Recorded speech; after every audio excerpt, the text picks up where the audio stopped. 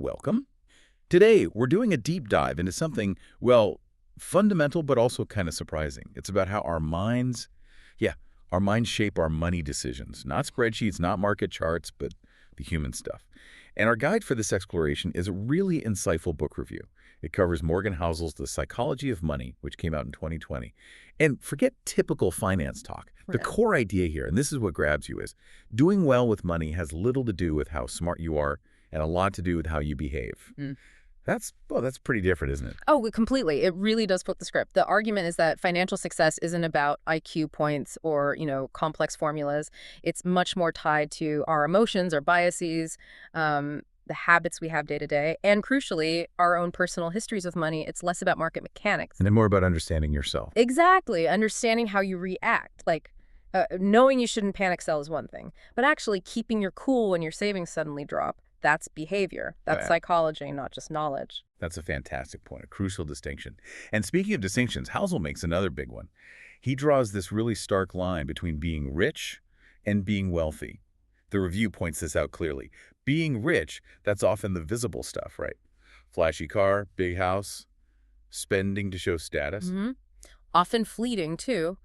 But being wealthy, the book says that's almost always invisible. It's the money you didn't spend. It's the savings, the investments compounding quietly over time.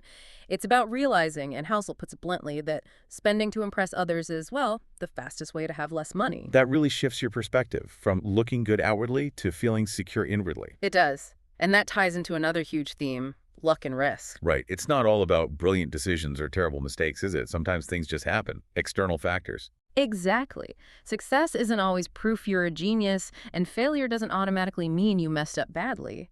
Think about it. Starting your career in a huge boom versus graduating into a recession. Your starting points can be wildly different, purely based on timing, on luck of the draw, not about smarts. Yeah, it really makes you question how much is skill versus circumstance. How much can we actually control? Which brings us to another, maybe more empowering idea, compounding. Ah, yes, the magic of compounding. But he applies it more broadly than just money, doesn't he? He does. It's about patience and consistency being more powerful often than short bursts of intense effort.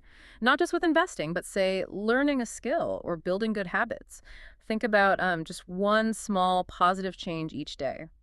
Seems tiny, right? Mhm. But over years, it compounds into massive growth. It's the long game Playing the long game, in everything. which ultimately circles back to this core idea.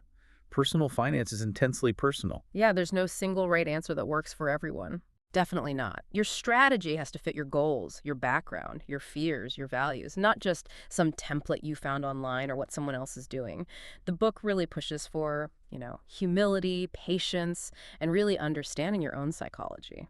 Okay, so let's sort of bring this together. This deep dive, it seems to show that getting clearer about money isn't about finding some secret hack. It's much more about understanding ourselves, our behaviors, our tendencies. It's deeply human. Absolutely. And what's fascinating, I think, is that the book isn't really a how-to guide with step-by-step instructions.